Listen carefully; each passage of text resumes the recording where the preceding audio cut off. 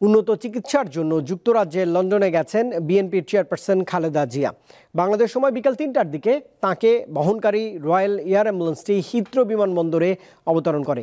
সেখানে দীর্ঘ ৭ বছর পর ছেলে তারেক রহমানের সঙ্গে দেখা হয় মা খালেদা জিয়ার। বিএনপি চেয়ারপারসন খালেদা জিয়া সবশেষ ২০১৭ সালের ১৫ জুলাই লন্ডনে যান। ৭ বছর পর শারীরিক অসুস্থতা নিয়ে আবারও বড় ছেলের সঙ্গে সাক্ষাৎ হয় সাবেক এই প্রধানমন্ত্রীর। নানা প্রতিকূলতা পেরিয়ে দীর্ঘ সময় পর মা ও ছেলের এমন সাক্ষাতে লন্ডনের হিথ্রো বিমানবন্দরে তৈরি হয় আবেগঘন পরিবেশ।